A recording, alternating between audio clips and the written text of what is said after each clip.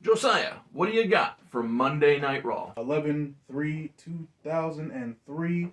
We are in the Good Arena in Cleveland, Ohio, and the reason I say that is because this is a really early birthday present to myself. Hey, that's what's up. You're stealing my gimmick. Hey, listen, I had to at some point. Hey, if it works, it works, If right? it works, it works. But tonight, 3-hour Raw, because we got a lot to talk about and a Iron lot to Man go match, through. that's right. So, gotta do it big. Gotta start out big. The Survivor's Choice Tournament, the first ever annual Survivor's Choice Tournament. Very much looking forward to it being an annual event. So, whenever Oz comes up with these ideas, I'm like, all right, cool. I gotta really carry my weight. I can't have this man come up with this idea and like he kills it on one side and I just shit the bed. The first of the Survivor's Choice Tournament is gonna be massive. Let me tell you the accolades just in AEW of the men in this match, Oz. Former AEW Hardcore Champion, current AEW United States Champion, Mm-hmm. one half of the current AEW Tag Champions, former two-time AEW World Champion, Whew. and a former AEW Intercontinental Champion are all in this opening match. That's heavy. That's heavy. That's massive. Yeah. Tells you just how important this tournament is. Like I said last week, though, I'm going to settle the quarterfinals and semifinals tonight, and then next week, we'll just have room to breathe, essentially, getting ready for the tournament while you happen to make your brackets happen on SmackDown. But anyway, on Monday Night Raw, one night of the half side of the tournament, we start off with John Cena versus Triple H versus William Regal versus Kurt Angle, obviously coming out with Stacy. That's tip-top talent right there. And My goodness. Only non-proven commodity here is really like John Cena, and even then, and we know. We know it's John Cena. We live in the future, so we know. We know the never seen 17 is on his way. And the funny thing is, of the four guys in this match, while yes, in the 2003 timeline, John is the question mark. Yeah. It blows my mind that William Regal is the only non-world champion in this match, because I had long thought he ought to have been world champion multiple times over. I mean, I can think of distinctly one time where I'm like, oh, that would have been perfect. He was general manager, he was king of the ring. It was like, just strap yourself up. Was that all 08? Was that all in that 1 year? It might be 08. I'm not really sure. Exactly. I can't remember the exact. Yeah, 2008, 2009, something like that. Somewhere in that bowl. Whenever he was king of the ring, he was also general manager. I was like, oh, give yourself a world title. We're good. I'm about to say, done deal. Close the book. Oh, I mean, but the beautiful thing about life and wrestling is you are judged by more than just one thing. True. And so William Regal never being world champion doesn't change the fact that he's an all-time great talent. Absolutely. We gotta see who's going on, right? Basically, as we get into the match, obviously it's a chess match between all these guys. Cena takes Regal up for the FU, and knocks over the ref. So the usual Cena spot. Turns around, refs of course standing there like a moron, flies 10 feet out of the ring. Regal escapes, hits him with the brass knuckles. Cena rolls out of the ring. Kurt sneaks up behind Regal, goes for the angle slam, but Regal still wearing the brass knuckles, catches him on the top of the dome. And Kurt drops. Regal lands on top of him, and we see a visual pinfall of Kurt Angle for about 12 seconds. So he beats him 4 times over. and the mechanics. Triple H, of course, elimination style. So he's like, that guy's out of here. I gotta get him out of here. Picks up the referee, throws the referee in. Referee starts counting, but Kurt, it's been 12 seconds. So is obviously able to kick out. Right. At 2. Triple H hits Cena with the pedigree to get the first fall of the match. John Cena. William Regal eventually gets Kurt Angle in the Regal stretch, but he leaves a leg exposed when he does that. So Kurt Angle sneaks up behind him, slaps on the ankle lock onto Regal, and Regal's other leg is stuck in Triple H's legs. So he can't escape, can't crawl to the rope, so he has no choice but to tap out in that situation. Very cool. So that leaves us down to Kurt Angle versus Triple H to decide who will Stephanie pick? On. Who will Stephanie pick? Match ends with Kurt countering the pedigree, escapes, picks the ankle lock, and forces Triple H to tap out to secure his spot in the semifinals. Big fan. Later on tonight. Yeah, I mean, realistically, love all 4 of these guys. Yeah. Like, I have been against John Cena at points, but there have been probably an equal number of times when I was for him. And even when I'm not in love with what his character is doing, I can acknowledge that he's talented. Indeed.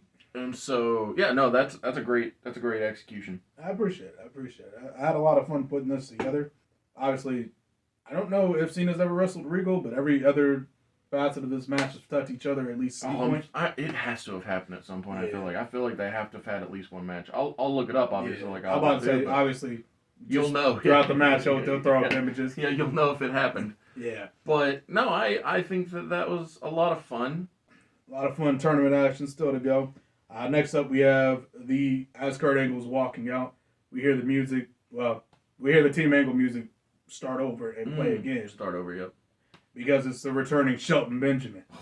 Now, Kurt didn't know he was back, but all smiles seeing his boy. They embrace him. Love it. Yeah. Shelton embraces Stacy as well. Says, "I got this. Y'all go ahead to the back, celebrate. I'll be there with you in a second."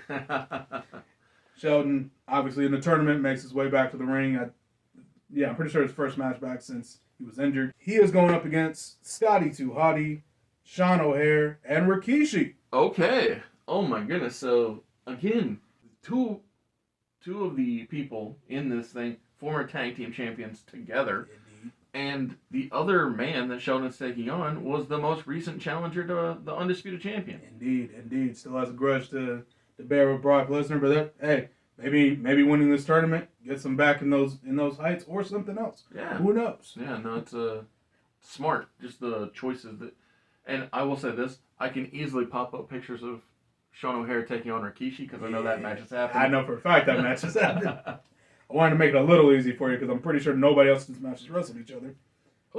Charlie and Shelton did take on Scotty 2 Hotty. Yeah, Too Cool. Scotty 2 Hotty and Rikishi. Okay, perfect. Because they were in that blue brand tag title. That's right. Division. I did forget that. So it'll be easier than you thought. All right, perfect. I wasn't 100% confident going in. At some point, O'Haire and Shelton get thrown out. We get a face-to-face between Scotty and Rikishi. And they look at each other. The nostalgia of the crowd's obviously, too cool.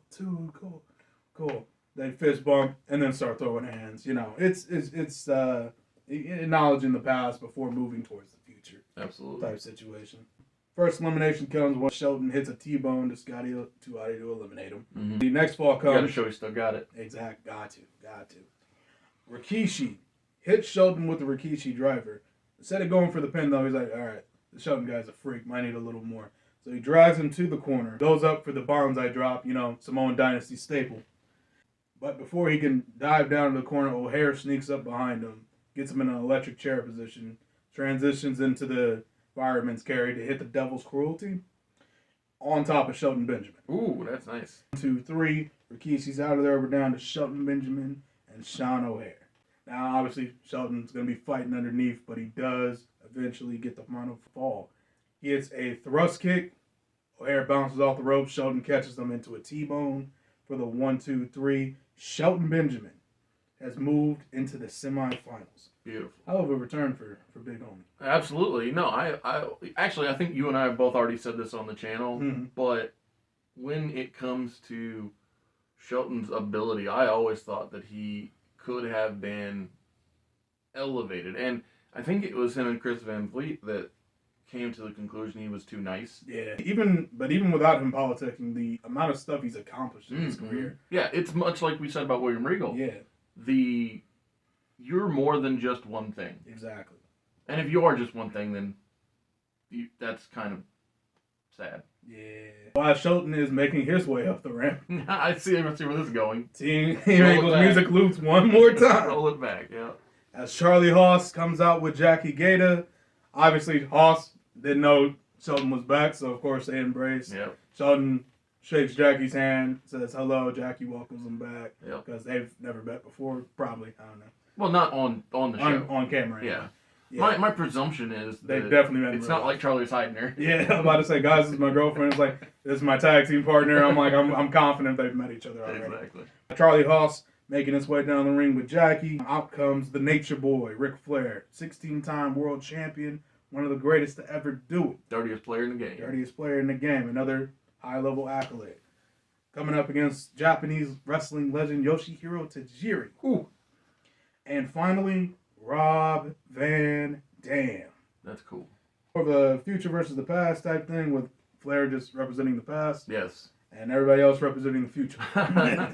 Well, and literally half of the match to me is ECW. Yeah. It's legitimately one of the faces of ECW, that being Rob Van Dam, and a guy that was on the precipice of being a focal point. I mean, literally, he was supported by Cyrus the Virus, which is insane. Oh yeah, Don Callis is go for it. Just this man's ability to represent talent. If you just look at all him and Paul Heyman, I think are like the who's who of I mean, that's a great person to want to be like. Exactly.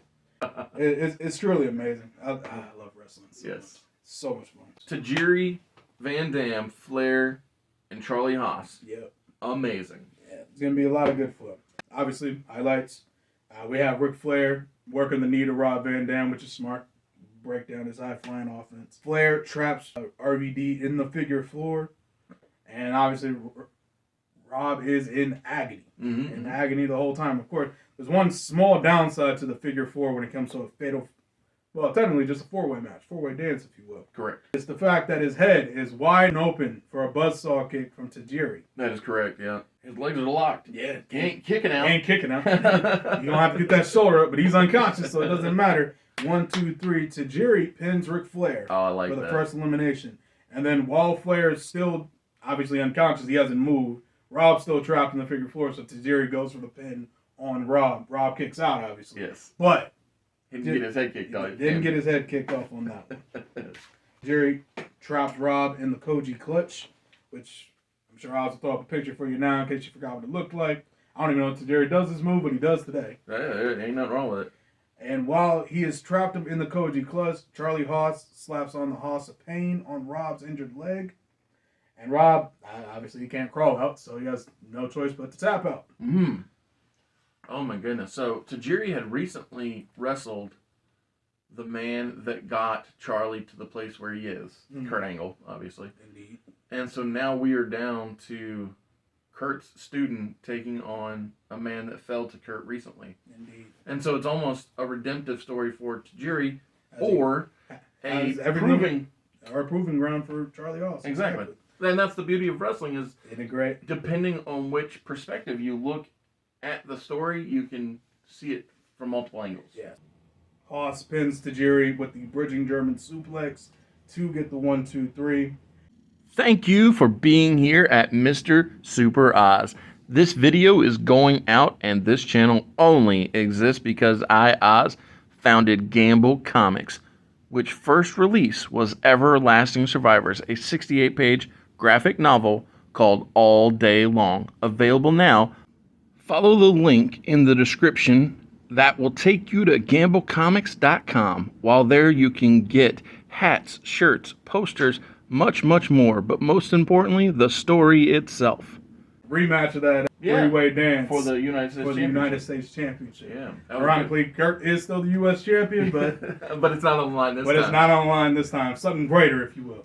Well, something different. It's something different for sure. And the beauty of this tournament is that you, the winner, get to choose what you want. Yeah, what you think is most valuable. So maybe the winner isn't Kurt Angle, and they say, you know what I really want? That United States title. Or maybe the winner is Kurt Angle, and he says, I want to be world champion. You know, the choice is yours. The winner is truly yours. Endless opportunities. It's the women's triple threat match for the women's championship. That's beautiful. So we have Gail Kim versus Lita versus Trish Stratus for the women's championship. Most of this match is essentially Gail and Trish teaming up to attack Lita. Sure, heels being heels. Yeah, heels being heels, exactly. And Canadians. Oh yeah, combining. fellow Canadians. Yes. Unites. There are times I genuinely forget Gail Kim is Canadian. Yes. Mostly because, almost never comes up conversation. Sure. No, I get that. But I think her and Jinder Mahal have that in common, the idea that your, what do you call it, your heritage stands out. More than your nationality. Yeah. But I don't know, when it comes to Canadians, I like to think that the Maple Leaf stands out because so many times throughout wrestling history, whether it be the Rougeaus or the Harts or in the modern age, Jericho or Edge and Christian, Mm-hmm. Canada meant something, and by something I mostly mean good wrestling. Yeah. And so Still does. Exactly, and that's why I like to highlight when they show up, because they show up and then they show out. Yeah. Alita does hit the lead assaults on Gail Kim, breaking her collarbone. Who? Obviously, she doesn't know that, but Sure. I know that. yeah, It's great. I get her back in April of next year. Woo! The Gail Kim I just got. Yeah, That's sad. That's awesome. I hope that she's able to lend her mind to her allies. Yeah. Well, we'll see. I gotta look up information about collarbone because I just saw that she got injured. Didn't know specifically what the injury was. Looked and was like, don't know anything about that. Yeah, same So, thing. like I said, lead assault, and then Trish throws her out of the ring and gets the pin. Oh my goodness! Of course. So Trish is once again, once again the women's champion. Yeah. She was women's champion once. Yeah. Injuries abound in the women's division. Yeah, I think last time somebody got injured, Gail won. It's unfair. It's unfair. I don't get Jazz back until next year. I don't get Gail back until next year. No debuts either? Oh my goodness. I ain't got nobody else to give you. Yeah, I know. I got nobody else to give. I'm about to say. I mean, even if you had them, they couldn't wrestle. I'm about to say the three women you do got are busy being Vince McMahon's. Yeah, I'm gonna stop right there. Yeah. I'll figure it out. But yeah, it's great times. As you can see, I'm in a great mood. But regardless, let's get back to the good times. Team Angle 3-way. Mm-hmm.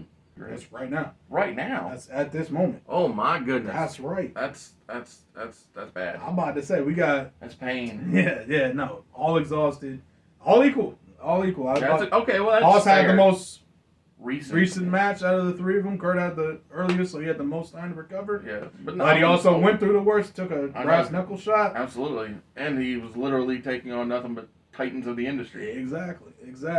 So I say, as far as like stamina goes, probably at like 50%. Mm. So it's really just it was the best out of the three. Again. So Kurt Angle comes out with Stacy, who is representing technically all of Team Angle. Mm-hmm. Charlie Haas comes out with Jackie, who is representing Charlie Haas, but will after this match be representing all of Team Angle. But Sure. For now, I'm sticking with him, man. Yeah. And then Shelton Benjamin, of course, technically represented by Stacy, but he does come out on his own because he's not the leader of Team Angle. Yes. Highlights, because it's a three-way dance. It's a lot to recap. At some point early on in the match, Haas and Benjamin are going for backslads. I think you remember this story. Yes, Kurt trips them both out. Yep. Tries to go for the double pin to get the double win, if you will. Basically the same finish as the prior finish as the last time. Good callback, and both of them do indeed kick out. Mm-hmm. All right, now we're in the match. Basically, it's a lot of Germans because they're all collegiate athletes. We get our first elimination, and wouldn't you know it, Shelton hits a thrust kick on Kurt. Kurt backs into Haas. Haas hits the bridging German suplex, and then Shelton jumps over. It's a jackknife cover. Mm-hmm. Haas holds on to the bridge. 1, 2, 3. Kurt Angle is eliminated by both men. Beautiful. Yeah. Well, and it's fair is fair. He did it to us. We do it to you. Yeah, listen.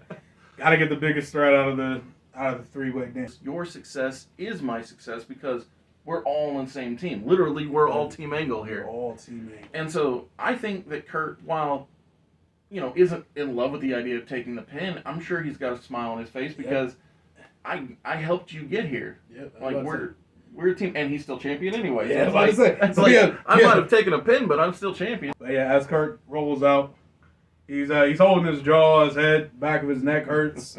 Obviously, I'm sure it always hurts. But he's got but it's constantly. It's probably broken right now. Who knows? But yeah, he's got a little wry smile. He's proud of his boys. Stacy comes to help him up. Kurt starts walking in the back. Stacy goes with him, and then Kurt's like, no. You stay out there. This is Team Angle. You always stay out for Team Angle. Love it. And she goes and supports the other two guys with Kurt's approval. Kurt heads to the back. Obviously, round of a standing ovation for my Olympic hero. Yes.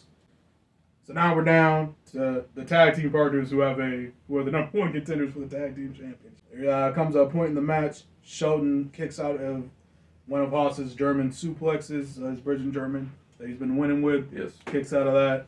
Escapes the Haas of pain by crawling to the rope. Mm-hmm. Because rope breaks do still count. Well, it's no longer a triple threat match. It's not one-on-one. Yeah, it's not one-on-one, exactly. point in the match where Haas kicks out of the T-bone, Mm-hmm. and then Haas also kicks out of Shelton's thrust kick. So now, neck and it's neck, even, yeah. they've hit their best shots. It really comes down to just who's gonna get one over on the other. Yes. And it eventually does break down. Shelton hits the thrust kick, T-bone combo, same on O'Haire. Yes. Hit the 1-2-3. Shelton Benjamin is moving on to the finals At Survivor Series. Beautiful. Sometimes the return makes it worthwhile because remember that time that Triple H came back in Madison Square Garden? How could anyone forget that? Yeah, and the crowd just loved him, even though he left as a bad guy. Now Shelton didn't leave as a bad guy. But, you know what I'm saying? Yeah. It happens so often where, regardless of who you were when you were on the way out, maybe you were a tag team wrestler, but when you come back and you have this kind of showing, it's just like, oh wow, this is refreshing. It's refreshing, exactly. Definitely refreshing. It's nice to see that people care. Yes, absolutely. Especially in a business like professional wrestling, where it's real easy for people to stop caring about you. So, at the end of the match, obviously Shelton helps up Haas. They embrace. They love each other again. Kurt comes back out, gives them both a big hug. He's so proud of them. They did so much. Yeah, it's a full unit now. It's Shelton, it's Charlie, it's Jackie, it's Stacy, and it's Kurt. Exactly. Team Angle does like one of those big circle hugs in the middle of the ring, raise each other's hand, and then Haas and Kurt both raise Shelton's hand. Yep. So, man, that's a lot of show. It's a lot of show. Good thing you don't have a 60-minute Ironman match. Yeah, right now that'd be ridiculous. What kind of psychopath would do that? Oh wait, me. That's right. 2 hours of show down, 1 hour to go, and this match is a 60-minute Ironman match for the Evolve title. No commercial interruptions. A whole hour of no commercials. It's been done. It's super rare, but it's been done. So it can be done is the point. Cool. Usually when that happens is when you end up seeing KFC on the announce table or like look at my delicious Mountain Dew type thing in somebody's hand. Like, hold up, I'm really sweaty right now. Let me get this highly refreshing Pepsi out of my life. Exactly. I could totally see them doing that type of thing throughout the night to allow for commercial-free match. Perfect. Well, whatever you got to do to make that happen, that's what we did. No commercial interruptions for this entire match. It is Christian versus the Heartbreak King, Shawn Michaels. 60-minute Ironman match. I am just going to go, again, fall for fall, beat for beat here. Again, highlights because 60 minutes is a long time. Shawn Michaels scores the first fall within the first 30 seconds of the match because Sweet Chin Music can come out of literally nowhere. Yes. We already are one-up Shawn Michaels. At the 11-minute mark of the match, Shawn Michaels loves tapping out those Canadians with a sharpshooter. That's all I'm going to say. Shawn Michaels goes up 2-0. At the 30-minute mark of the match, Shawn Michaels misses his flying elbow drop through the announce table after Christian moves out of the way. Christian tries to drag the dead body of Shawn Michaels, but eventually gives up because the ref's at 8. And he slides rolls in. Yeah. He rolls in, has to take a fall because he's down. So gets a count out victory to put himself on the board. Yeah, no, I like that. That's like that. And you're also showing that he was willing to get the fall in the ring, but it's like, yeah, I'll take it. He had no choice. Had no choice. Yeah. It was either they both get counted out or he gets counted. It made no sense. So only one correct answer there. Exactly. The 34-minute mark, he's able to finally get Shawn back in the ring. Shawn eats a spear and a kill switch. 1, 2, 3. Christian evens it up 2-2. At the 40-minute mark, Christian scores a just bog standard roll up, good old schoolboy for the 1, 2, 3. Christian goes up. It is 2 Michaels, 3 Christian. At the 47-minute mark, Christian gets his own sharpshooter into Shawn Michaels. Shawn does not want to waste too much time. 47 minutes in the match already gone.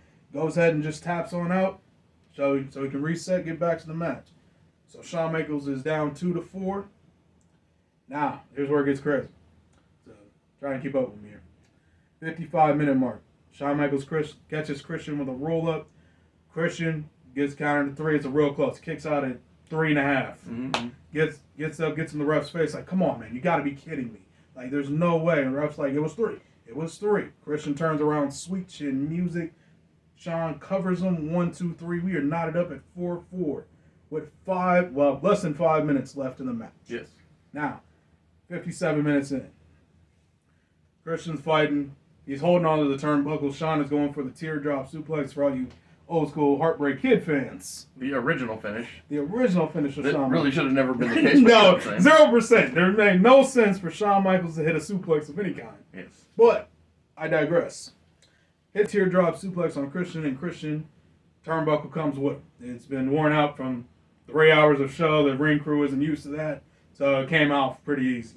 Lands. As he lands, Christian is down. Shawn sees his opportunity, starts tuning up the band. Plenty of time, 3 minutes left. You got it. Referee, of course, got to do his job. Got to put the turnbuckle pad back on.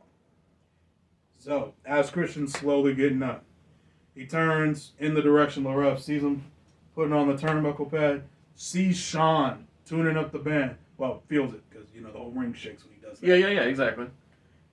As Shawn goes for the super kick, Christian ducks it by dropping to his knees and whaps him right in the balls with a low blow. Whole crowd is booing obsessively. Christian just has this look on his face like, what the hell did I do? Why did I do this? Why did I let Sean O'Hare get in my head? Wipes his face. And then after his hands move from his face, he has the Christian grimace that he does in AEW all the time. That face he makes. Where he stills himself as like, screw it, I've already done it now. Yeah, exactly.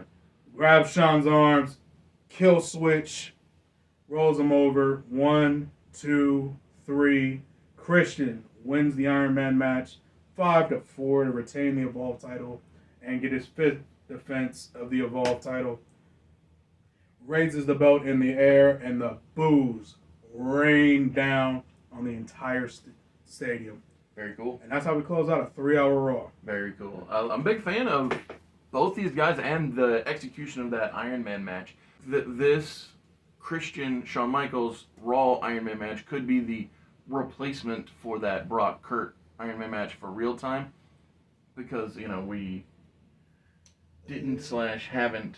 Yeah, you're right. September 18th, 2003. Same score too. Sweet. Yeah, that's why I thought it felt very synergistic. Yes. All right.